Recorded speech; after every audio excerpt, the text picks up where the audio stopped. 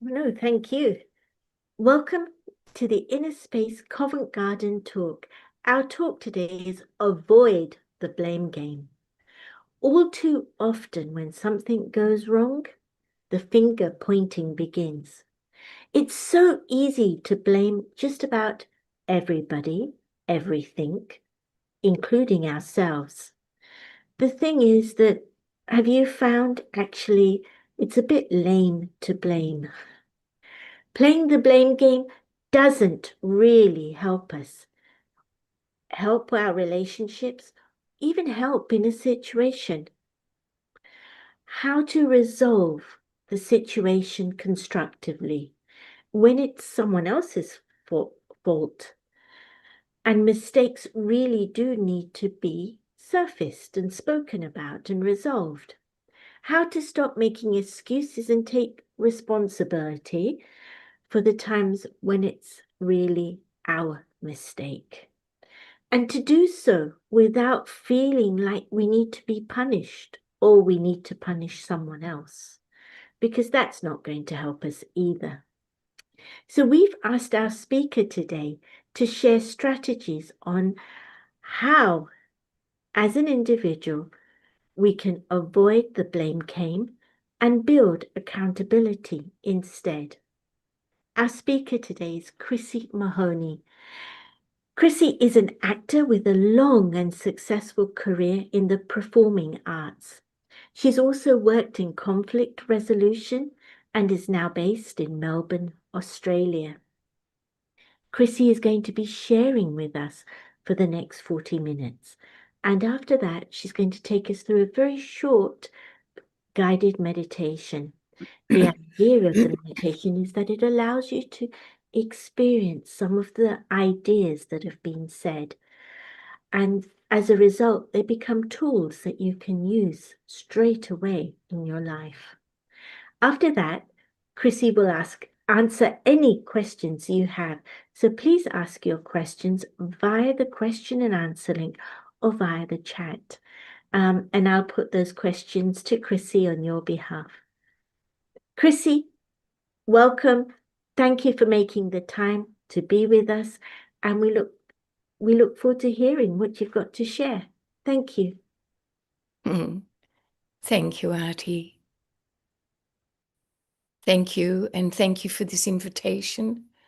And it's really lovely to be with you all. I wish I could see all your little faces, but it's a great thing to come together for a shared purpose. And I wonder what your purpose is in being here, and whether it's you're going through an experience of, that's a challenging experience with someone, with a situation, with something, or is your tendency to blame, or is your blame others or blame a situation and become a victim, or do you experience other people always blaming you, or do you blame yourself? So there's a whole myriad of elements within the whole subject of blame. For myself, I as a child, I used to love going and visiting old people in an old people's home, it was called. We've since changed all those titles, thank goodness. But when I was a child, I used to love going to these old people's homes and sitting. I'd comb their hair and, talk to them and, put lipstick on, and on the ladies anyway. And but what I really loved was their stories. And I think I had an old-fashioned notion that the elders, the old ones, carried wisdom, and I could get some insight into what life is and what being human is, and how I could cope in the world. And that's why I loved older people. And I thought one day, what do I want to be when I grow up? And the thought came, I want to be wise and have lots of understanding. So I thought, if I understand all things, then I'll have wisdom. Because I saw with older people that often they were blaming this and that and blaming life, and were getting became quite bitter and resentful about life. And I thought, I don't want to be like that. I don't want to be an old person that just complains about everyone and everything. And I'm really glad I made that pact with myself really as a child, because it's governed the choices that I've made over time. And I suppose when I look back on my life, it's been, there was a period in my 20s, especially when I felt very vulnerable and needed to get reassurance from other people outside of me. So I blamed myself a lot for so what I saw as inadequacies. I'd go, oh, Chrissy, you're stupid, or Chrissy, you're this. And it always kind of started with my name, this is, and kind of admonishing myself. And it was like there was a voice that wasn't my voice, like the inner critic could blame. And then blaming others became a natural, a kind of a lineage and a transference onto others, and blaming situations and circumstances. Oh, why did that happen? If they hadn't been like this would have happened. It would have been much better outcome for me. And so because I chose a life where I could heal and understand the limited aspects of myself that caused pain. And so it's been a journey for me. And I suppose that's also why I chose the career as an actor, because I was so interested in humanity and why we are like we are. And that I thought there was a much more beautiful, kinder, more enlightened in a way, more sort of a greater sense of knowing in all of us than what we reveal as we journey through life. And so the pain of blame, it turned to shame, really. It's ironical how they all rhyme, but the blame became shame.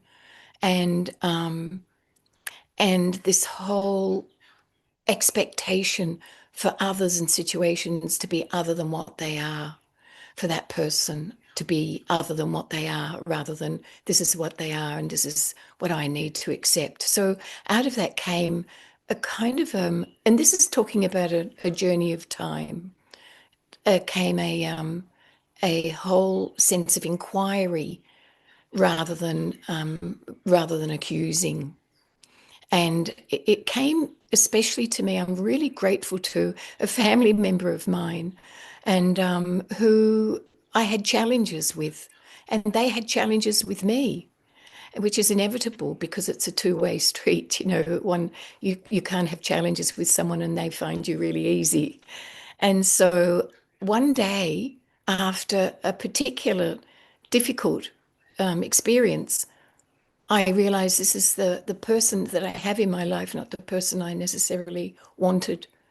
It's a relationship I have, not the relationship I wanted. And I came to love that person for the person they are, not the person I wanted them to be.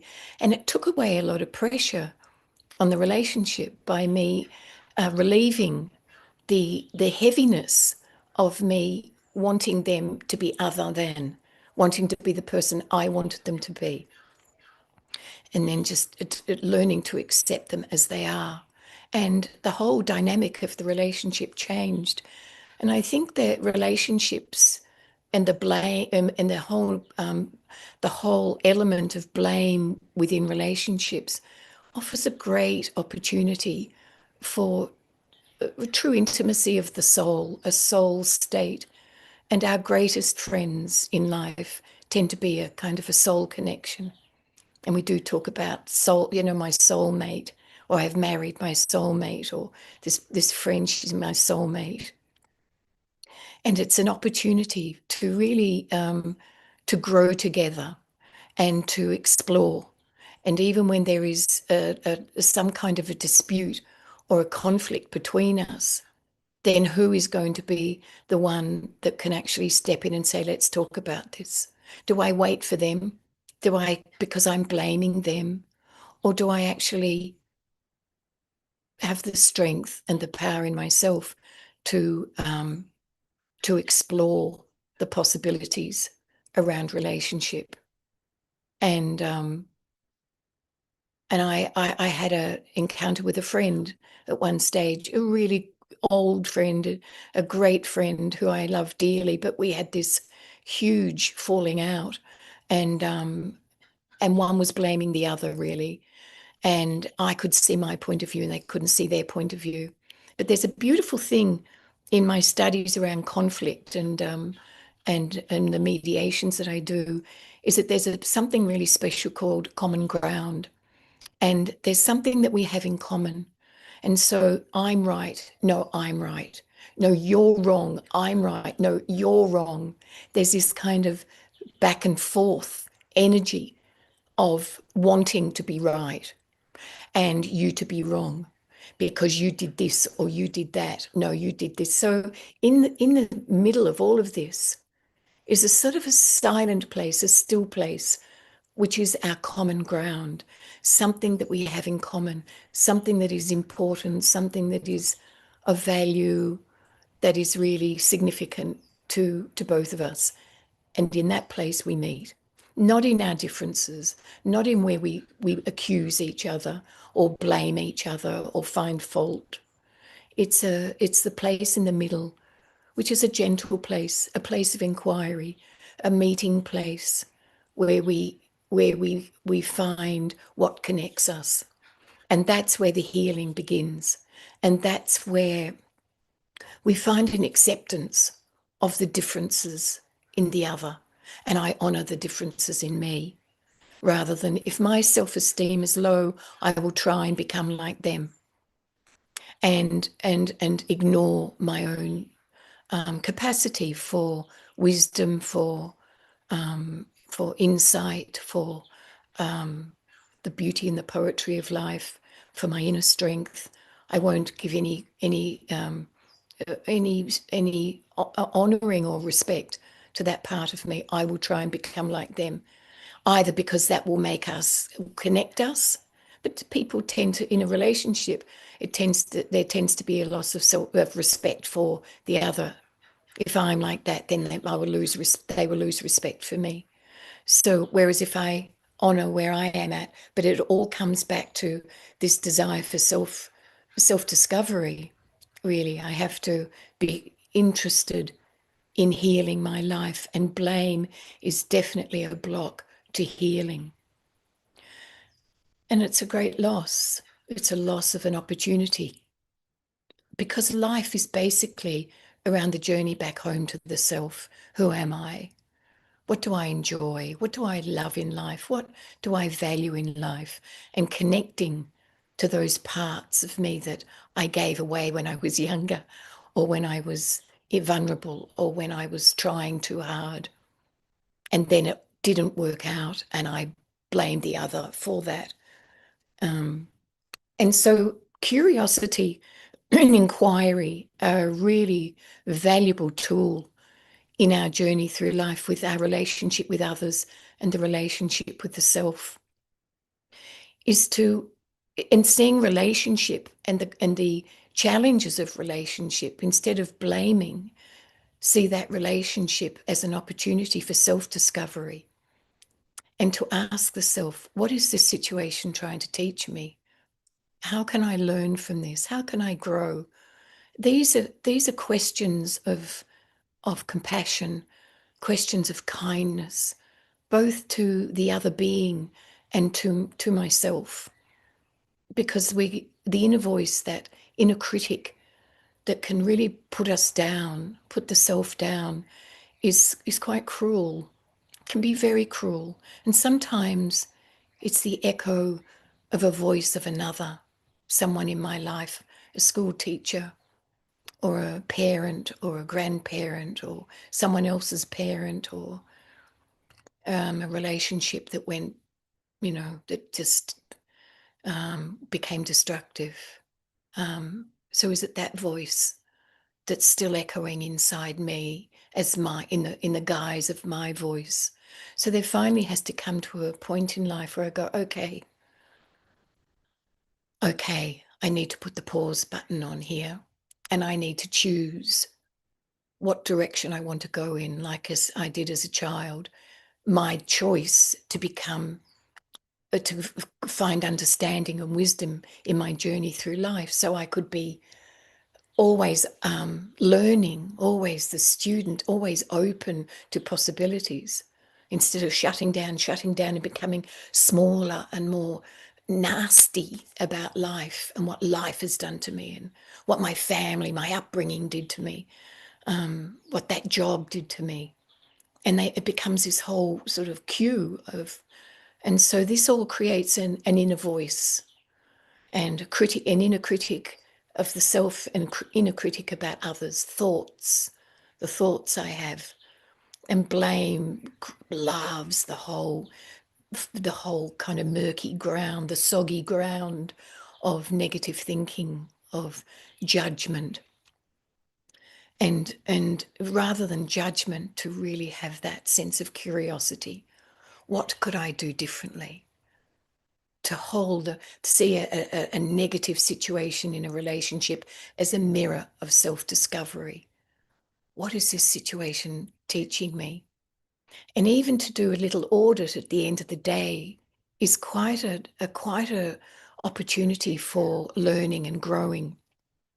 Is to look at the day and what happened, what situation came up, either in my mind or in a relational sense, or something I heard, something that was on the news that I was really judgmental about, to actually at the end of the day either journal it or ask this question in sitting with the self, because we tend to avoid ourselves and not want to spend too much silent time with the self, but to actually, even going for a walk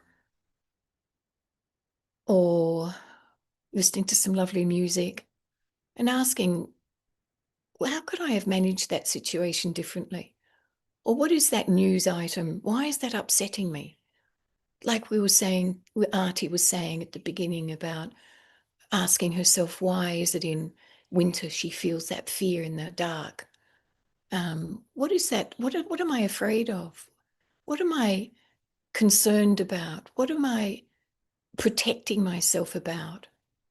And this is all part of the journey of self-discovery and being like an alchemist and turning the difficult things into something positive, like the alchemist would turn lead into gold. So you turn something that is really not serving you into something that is really empowering, because there's no wisdom in blame. There's no lesson learning. It's all about over there. But when I have that self-inquiry, I'm turning a situation into an opportunity for growth, an opportunity for expansion rather than closing in and shutting down, to actually open up to even my vulnerabilities, even my mistakes. Mistakes are great opportunities for learning, and for humility. The whole role of humility in this capacity of blaming is to say, I'm sorry, or it was, yeah, I made a mistake there, and but I've learned from it, and let's move on. So it's the languaging around the whole notion of blame as well. This whole, and I was talking about this inner voice, this inner critic for others and the self. The languaging, watch the languaging of the thoughts of, wow, I'm really, it just creeps in, even with our best friends. This whole kind of sense of judgment of like, oh, I don't know why they're doing that. It's just useless. It's a waste of time. And why did they speak to me like that? And why did they cancel that appointment? It's all these thoughts, rather than inviting in the opportunity to inquire and go, okay, what else could I do now that that appointment's cancelled? Or what is this opening up for me? What is this situation opening up that I can learn from and grow from and heal into? Because when we feel vulnerable in life, which is a great companion of fear, when we're feeling fearful or we feel vulnerable, then we tend to blame and protect and defend, because blame is really a form of defense. It's like a form of just checking the time to make sure I'm not. Blame is a form of defense where we protect ourselves. And so, what am I protecting? This is the question. This is the inquiry. What am I protecting? What do I feel I need? I need here in order to feel stronger, in order to feel safer. And it's the compassionate self compassion. I did do a course with Christine Christine Christine Neff and Chris Gerber, who founded the whole self compassion process, and it's really worth looking at if you have a tendency towards criticism and judgment and blame. And there's this a beautiful little mantra, really, I suppose it is, or an affirmation, is that I am safe, I am loved, I am protected.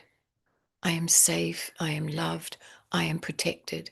Instead of just reacting and going into a place of defense and a place of protection, to go, I'm okay in myself. I am safe, I am loved, I am protected. And it completely calms the situation. It's that feeling that I don't have to defend and react. And that and in the whole process of conflict and disputes, where blame is just a minefield, because that's where wars start, is in blaming the other. And as long as there's blame, we cannot find peace, we cannot find stability. So there's a whole concept around act and react. And so how I tend to respond to situations is what I get known for. Oh, Chrissy always reacts like this. And it makes me vulnerable. It makes me predictable, because others will get to know what my triggers are. So they will actually initiate a reaction. And then there's this back and forth energy that happens where I react, and that goes back to the origins, and then they react, and then I react. So it's a act react process that happens. And it gets out of perspective. I mean, there are people in jail now that just reacted in a moment and live the rest of their life regretting it. And so, to claim our power back, we need to find that middle ground, but it's a place of pause. It's a place of stopping for a moment. Instead of reacting in the usual way I do and saying the things I would normally say, I put the pause button on. It's like watching a video, like a movie or something, and you put the pause button on to go and do something, or you just need a break. So you put the pause button on. It only has to be a couple of seconds even, but it changes the dynamic, and it makes me be in a place of greater power where I can choose how I want to respond to this situation. Do I want to respond with power, or do I want to respond with a weakness, which is in the form of vulnerability or defense or anger or hitting back? What suits my purpose of life? What suits the choice that I have made of how I want to journey through life and be at the end of my life? What sort of person do I want to be? Do I want to be one of these people that's no wonder we're all so exhausted, because we're so drained by fear. We're so drained by needing to protect ourselves. We're so exhausted by the defense of, when actually the letting go and the just being with whatever the situation is reignites our energy force. reestablishes our presence in the world, and a strength develops in us that others will respect and may challenge, but also will see that you're not responding or reacting the way you normally do. And so in systems theory, where systems theory is if one thing changes, everything has to recalibrate around it. So if you've got a box full of ping pong balls and you take one ball out, all the others move around to fill in that gap. So in systems theory, if one changes, everything changes around. Like there's that old adage, you change, the world changes. But it starts with the self. It starts with how I live my life with my close ones. That's my circle of influence, is here. Starts with the self. Who am I and who do I want to be? And how I want to be is the choices I make in my relationships, in how I deal with circumstances, challenges at work, challenges in life, because life is full of them. That's the amazing gift of life, is that it offers us opportunities of growth and healing. And we've all come from different times in our life. You know, it's not possible to journey through life and not be challenged and hurt and disappointed and rejected. It's part of life. And the great gift of life is it says, well, you can either go down the gurgler and spiral out, or you can spiral up into a greater capacity for managing the difficult. And then you see the others around you also change. And what they would tend to say to others is, oh, Chrissy's changed so much. She's really like, she's just different. She's grown up, or she's a better person, or, and they get a mirror back then. And then they start to change how they present themselves to you. Your relationship changes, or it finishes. It ends up just going its separate ways. So the great gift of compassion for self and for others, and the great gift of curiosity of what can I learn from this situation? Why has this situation come to me?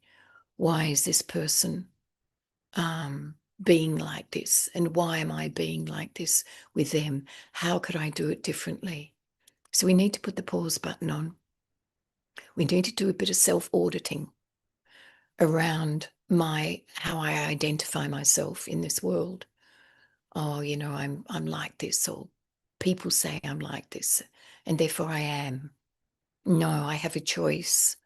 And sometimes pain is the greatest teacher, because pain is trying to tell you that you can be handled something in a much greater capacity. If you were functioning on the frequency or the level where you belong, down in the depths, you wouldn't feel pain. It'd feel quite natural and comfortable. But if there's pain, it's calling you to a healing. It's calling you to a greater capacity of being in this world, of how you are with others, how you are with yourself. How kind are you? How forgiving of the self am I? And forgiving isn't about, oh, just putting it aside and let's forget it. You know, I forgive you. And forgiving is actually a form of liberation, of coming to terms with what is and having the capacity in the self to accept what is, not how I want it to be, but this is the way it is, and what can I do about it? How can I manage it? How can I manage myself with it, rather than spending so much time and energy trying to make them or it different? And so it's this great offering for a gentle healing of the self as I journey through life and have a greater capacity We will always be blaming politicians. It's been there since the beginning of time, really, that we blame politicians for the way the world is. But if I can find my own inner strength and my own inner power, I will be able to make a contribution to change, to difference, rather than feeling a victim, being done to, and incapacitated by the behaviour of others. And this is where we see the local heroes, the ones that step outside of their limited self into a greater capacity to contribute to the community, to the world as we want it, even in the smallest steps. But like how a glass of water will fill up with just drop by drop by drop. It's a beautiful capacity that the human being has. And I've always seen it. And when I've played characters in my acting profession, and it might be a very bad character, you know, it might be a sort of it might be someone that you could judge very harshly because of their behavior in the world and the choices that they've made. But I always remember a great director telling me, you have to find something that the audience will love in this character. There has to be something. You can't have this character just being all bad, because no one is all bad. We are all as good and bad as each other. No one is exempt. No one is perfect. I'm not perfect. They're not perfect. I'm here giving a talk. I'm not an expert. I'm a human being in transition. I'm a human being working through my limited, the parts of myself I'm not proud of. I'm still working through all of that. And that's what makes life interesting, not makes life difficult. And so with that character, I had to find some compassion for. And I'm sure lawyers do it when they're defending a criminal, someone that's done something really bad. They've also accessed the goodness in that person and trying to represent that as part of a leniency. And we can all do that. We can all remember that we are all as bad and good as each other. It comes down to choice and how I want to be. And when with that choice, then I develop skills around languaging, non-violent communication, or just having an inquiry, and languaging around in conflict. One of the things that really trigger people is I statements and you statements. So you is always finger pointing. You're this and the thing is with you. And I've been in situations before where I've gone, you know, the thing is with you. And this person has said, don't point your finger at me. Don't point your finger, because it starts to escalate. But rather than say, this is how I feel when in this situation, this is how I feel when a conversation like this comes up, rather than this is what you do to me and this is how you make me feel, it just creates a heavy energy, really heavy. Blame is such a heavy energy that we can't think anymore about what I really believe or what I aspire to, because the energy is dragging me back down into that murky depths. I remember being in an argument in a really great relationship once that I truly valued. And it started off as this blame thing. You know, Chrissy, what did you do? You know, and I went, hang on a minute. What do you mean I did? What were you doing at that time? Anyway, of course, the defense and the react, then the act and react business happened, and the defense happened, and the protection started to happen. After a while, I had no idea what we were talking about. I had no idea what the argument was about. So I suddenly got a lucid moment. It's somehow I stepped out. Part of me seemed to step out of this conversation, like turning the volume down or something. And I went, hang on, can we put the pause button on here for a minute? Because I've got no idea what we're talking about anymore.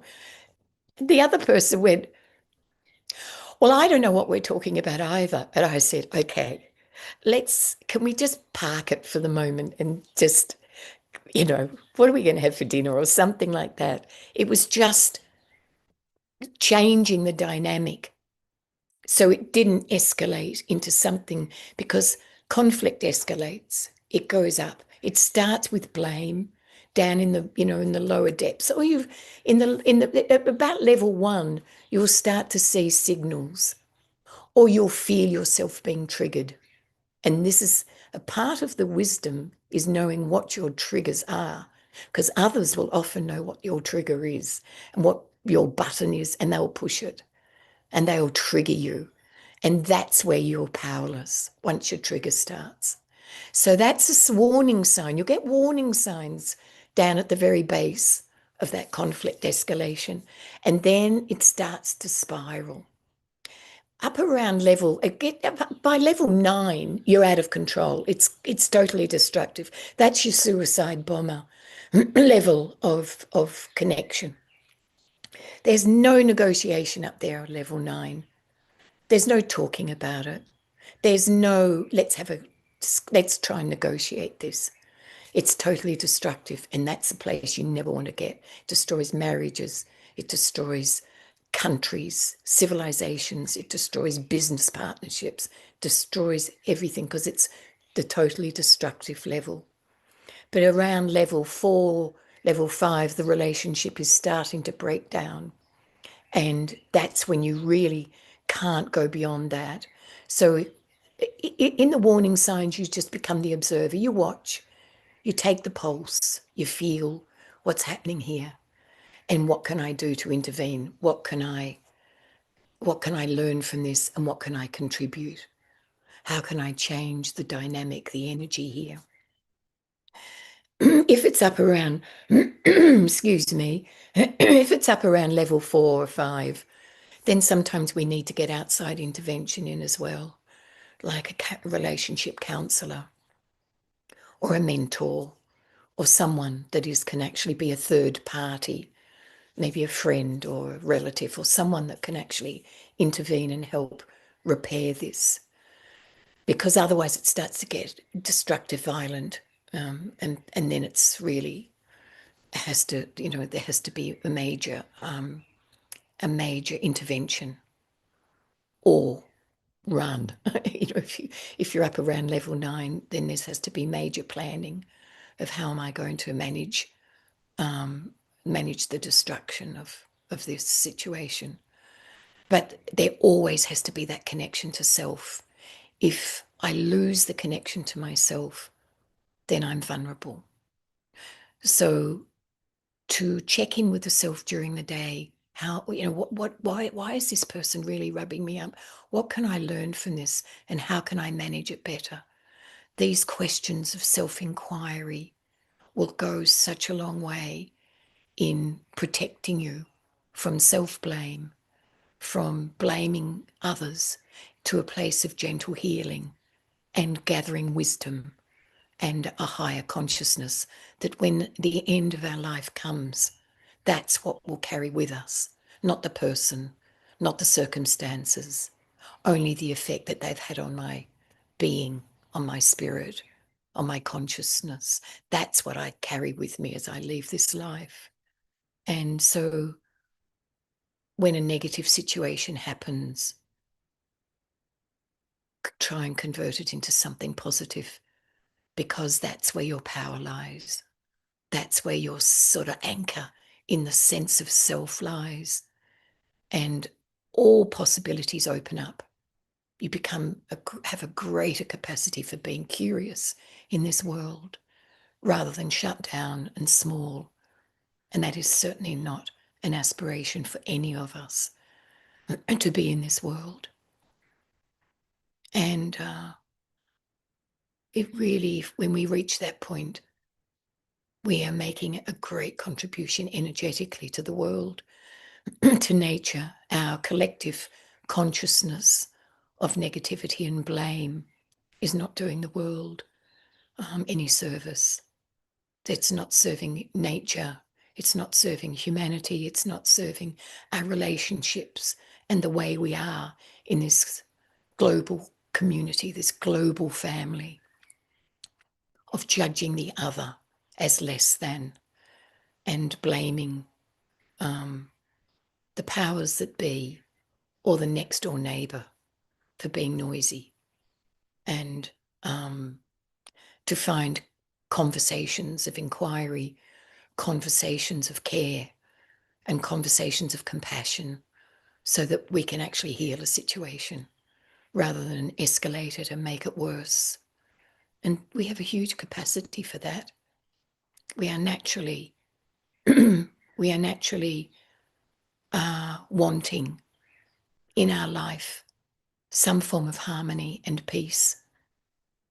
And life can never be perfect. And we'll blame others and blame ourselves if we are looking for perfection. It's not. Life is a journey of inquiry and learning. It is not about perfection. It's about the gaining of wisdom and insight and the deep understanding of the complexity of being human in this world, and finding the goodness in a situation, finding the goodness in a person, finding the goodness in myself that I can actually share and be generous with. And I think it just makes life a much more richer experience as we journey through it. So we're here, and let's make the most of it with our relationships, with circumstances, and especially with the self. Because if we can do it with the self, we can do it with others. If I care for myself, I'm more gentle and kind and forgiving with myself, then I can have that capacity with others and not blame others for my pain, but take responsibility for my pain. And the cracks in the self is where the light shines through. We need cracks because that's where the light shines through. If I was under a pile of rubble in an earthquake or a situation where I'm under a pile of rubble, it's the cracks where the light shines through, where there's life and there's hope. So honour the wounds and honour the cracks, because they're our great teachers. So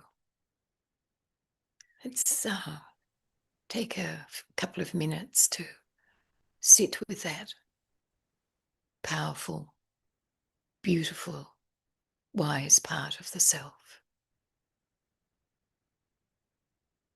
It's something I was born with, a beautiful energy of innocence and curiosity, an energy that carried me through childhood, that gave me a resilience,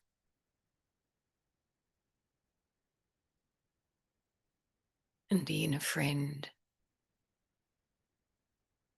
the one that I can trust, the self, the companion through this life,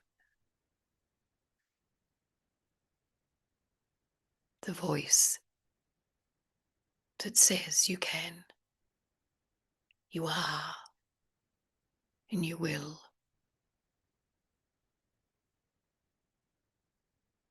Allowing me to gently let go of the heavy energy that can call when the light isn't shining in to the depths of my being. The light that ignites the self into a great capacity to be in this world as an energy of gentleness, gentle power, where I can feel safe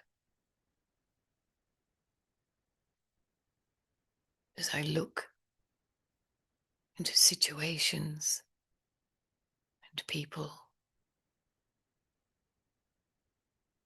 and invite the wisdom to learn and grow from all who come into my life, who pass through.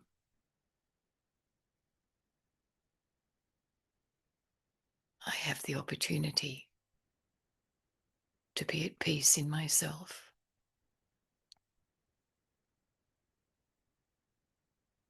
When I keep that inner connection of wisdom, sitting in the silence of self, the inner oasis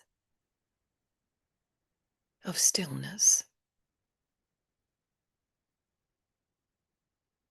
No matter what is going on around me, I am safe in my inner sanctuary of self, the oasis that is always silent and still, even in chaos and confusion. There is a still place within me, a silent, empowering place where intuition and instinct and an inner knowing guide me. I feel safe. I feel loved, protected in this inner sanctuary of self, where I view the world. I see all. I have an inner knowing. Because I am calm, I can react in the best possible response that truly represents who I am.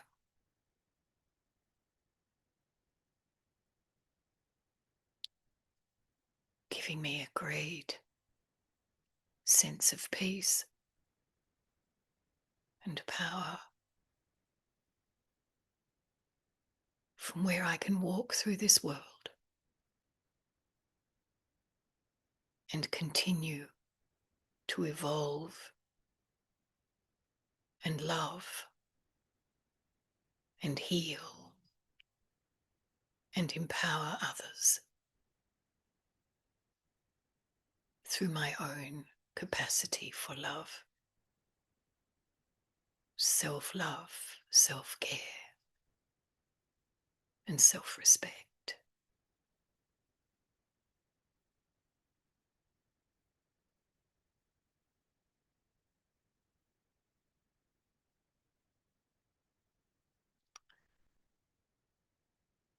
So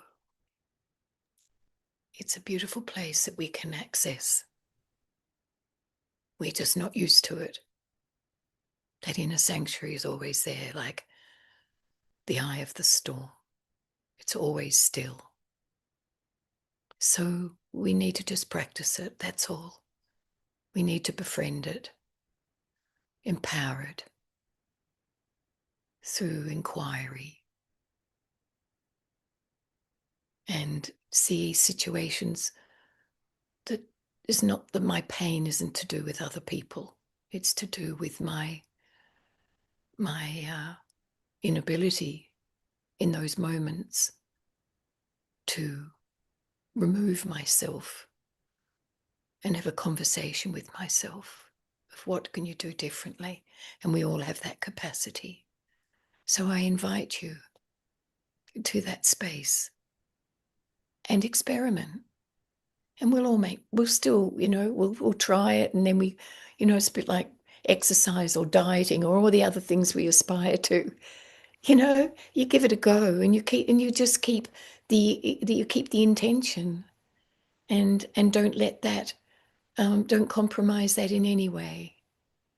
And you just keep working on it. And then suddenly one day you actually find that it's much easier, or that you're not feeling such a victim, or the others aren't, you're actually understanding others of why they're like they are. And then you start to, in that way, you can rewrite your narrative, rewrite the story of self, because we all have our stories about, oh, this happened to me and this happened. And, we trot them out like party pieces sometimes. The narratives, the stories we tell ourselves, the stories we tell others, and the stories others tell about us. So, what stories do I want to tell about myself? All my victim stories. So others go, oh, that must have been really hard. Oh, gosh. Oh, what a, and then all bagging that person, or all bagging that sort of situation. We all bag the government or whoever. We come together. It creates a sense of belonging. But blame doesn't allow for a sense of belonging and connection. Really, it's temporary. So we have to check the stories we tell about ourselves. How do I change the narrative? The stories we tell others, stories I tell myself about me. Oh, Chrissy, this happened to you. No wonder, you poor thing. No wonder you're like this now. That's the stories I tell myself. So then there's stories I tell others about, oh, well, this happened to me. And, this person did this to me. And they go, oh, wow, because it gives a form of love when others go, oh, or sympathy. Everybody's so maxed out at the moment that we suddenly find people aren't giving me as much sympathy or as empathy or compassion as they once did. People who have a small capacity now to listen even. So our stories become a bit, they lose their flavour. And the stories that others tell about me, well, they're probably not even talking about me all that much, unless they're blaming me for something that's happened to them. But we're all fairly self-absorbed. So I'd be doing a bit of an audit on the stories you tell. And that will set you free, because it's all about ultimately our freedom, our liberation in life. It's what we want, it's what we deserve, and it's what we have the capacity for. So there's Artie. Hello. Chrissy, that was beautiful. It was a really an amazing approach to the whole blame game. And it went through all those layers. Um, and it kind of gave me a little compassion even for level 9. Yeah. It really opened my heart to level 9. And I thought, wow, really, what can I do? How much more love can I pour into the world? Is there another way? It just got me to ask that question. But wow, but also the way you led us through the meditation to discover our inner sanctuary. Um, it was just a very gentle way, but it it really kind of brought you to your core. So that Mm. was really, really amazing. So thank you. Thank you. I really got so much from today's talk. Thank you. And it looks like lots of people have questions. So I know we don't have long, but let me just ask you at least a few of those questions. Um, Now, a couple of people have asked about relatives who are perhaps older than themselves, but they're so stuck and self-absorbed. I think that's the best way of putting it, that they can't hear anybody else. And so, and as a result, they're kind of separating themselves from their family because they can't hear other people because of their own ego or this being self-absorbed.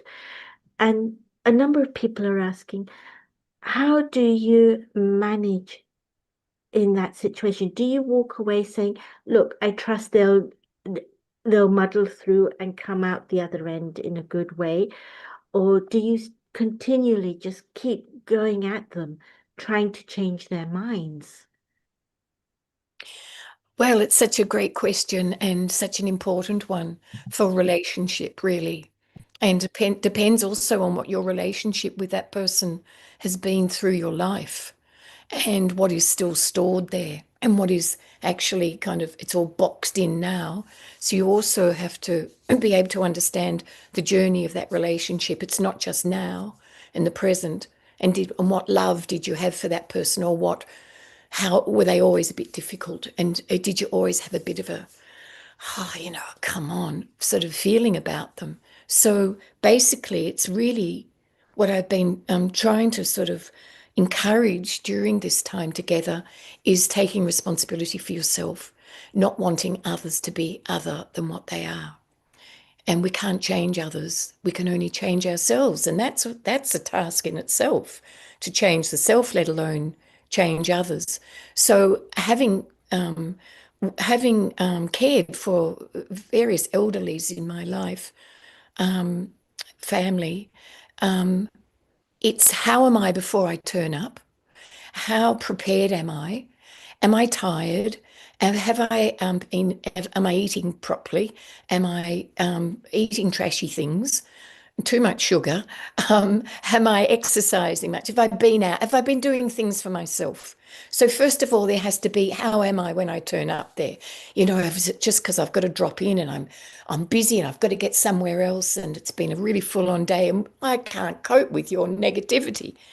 Is it, if it's like that, then you have to either not go and say, look, I'll turn up tomorrow, or manage yourself if you can to come into a place of being at one with the self, and or accepting the fact that it's going to be difficult.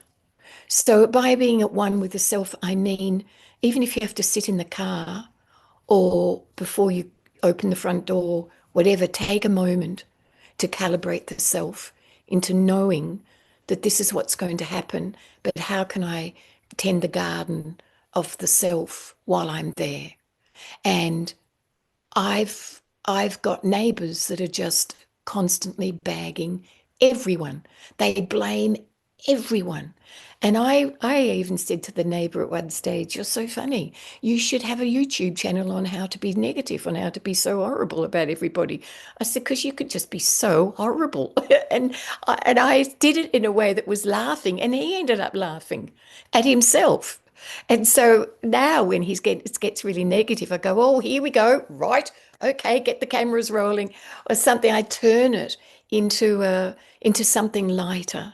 And they say, oh, you're positive about everything and everyone. You've always got something good to say about it. I say, well, that's what I am. That's what I choose in my life, rather than defending it and saying, well, you're not. I say, yeah, that's what I choose to be. And I'm happier in life when I'm like that. So you can try and convert it.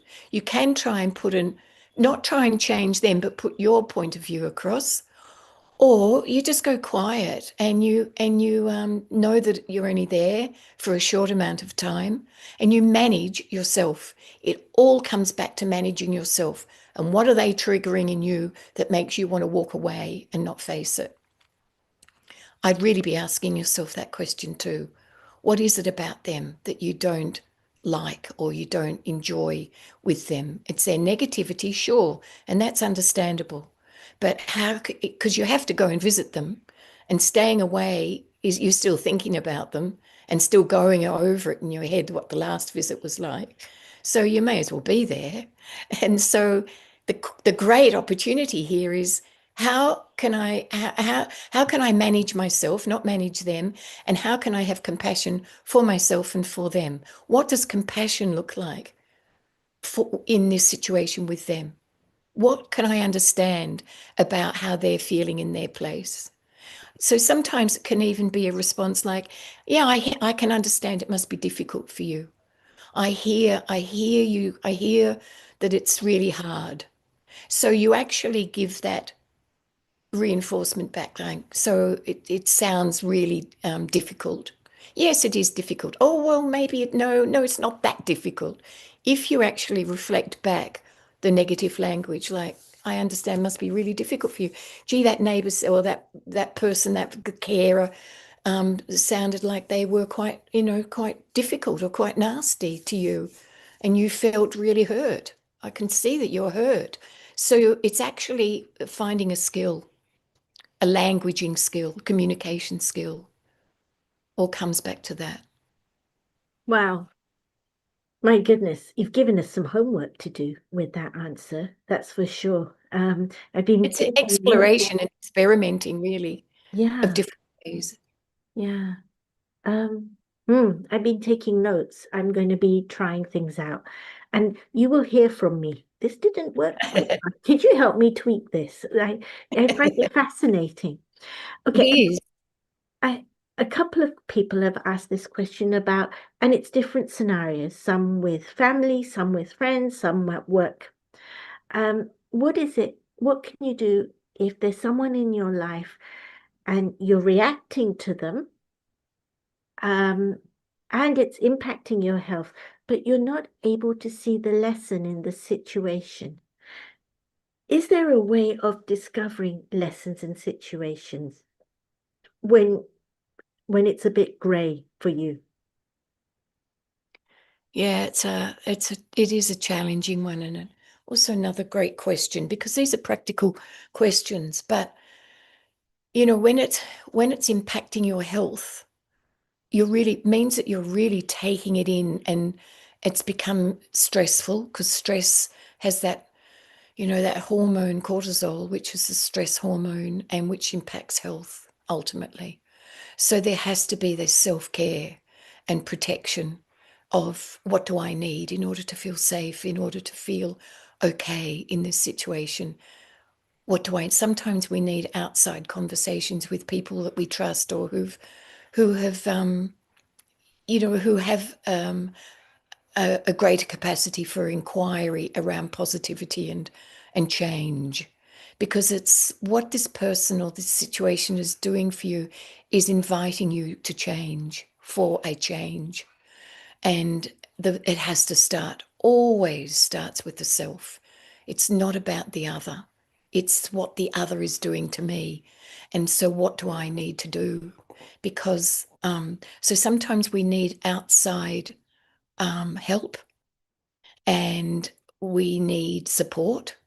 And sometimes it's taking time out with the self. If you like to be a writer, to write things down, um, and ask yourself, why is this impacting me so much? What is it about this situation of this person? And what power do I have over it? And those choices aren't always easy. Sometimes it's walking away. And, in when I learned mediation, the professor said sometimes you just need to know when to go into the fire or when to feel the back of the chair, which means sit back and just to watch. And sometimes you have to go in and you have to defend. You have to go and say, look, this is not appropriate. I feel this, not the you statements. I feel this and I feel that when this happens, and this is not good for me. So I need to talk about it. And or you just sit back, remove yourself energetically, and feel the and feel that power that comes with being the observer and not the participant victim. But sit back and ask yourself, in that sitting back place, how can I protect myself? What do I need here? Why is this affecting me? Questions of inquiry, curiosity. Be curious about, wow, why am I feeling so impacted, and why is it affecting my health, and what can I do about it?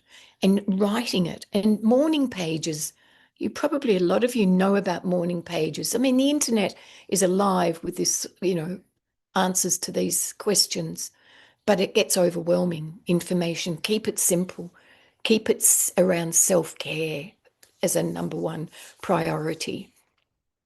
But morning pages are when you first start in the morning and you have an A4, whatever book, and you just do stream of consciousness writing.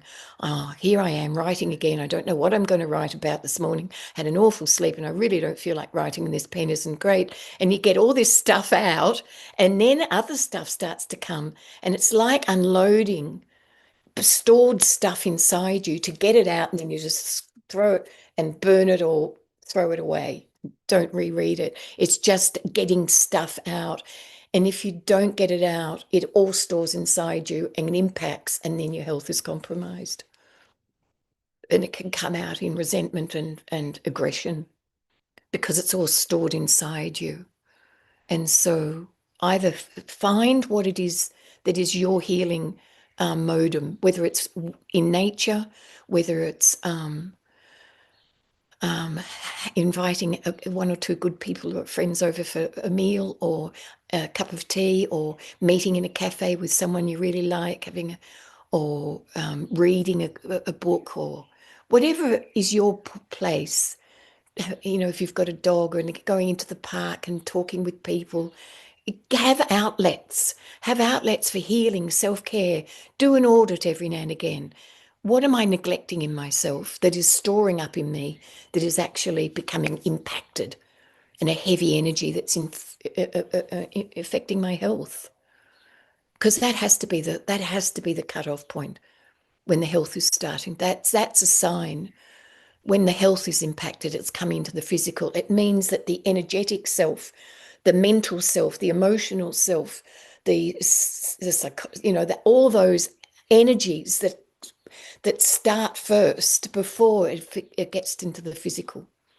So if you saw auras, if you had a capacity to experience energy, and you can feel it with other people, you walk into their energy field and go, whoa, or you walk into their energy field and you feel good. It's an energetic exchange. So what is my energy? And before it gets to the physical, we have to do, how am I mentally? How I am emotionally? And just do, oh, well, I'm not managing emotionally really well here. So what do I need? What can be a empowering support here? Or mentally, what is starting to get into my head and I'm thinking negative things too much? It's going to affect, finally, it will be shown up in the physical, because it doesn't stand alone. Our energy fields don't stand alone. So it's really checking in, because if it's affecting your health, that has to be the cutoff point. And yeah, what do you need to care for yourself and get rid of stored stuff? Mm. There are a few more questions. Can I take another 3 minutes of your time? Hopefully. Yes, you've Okay. got time. I'm Okay. here for you. So a few people are now asking about what can they do when they shortchange themselves? They're in the habit of not taking care of themselves or putting themselves last. And when they mean last, even really down the lane. How do they change that for themselves?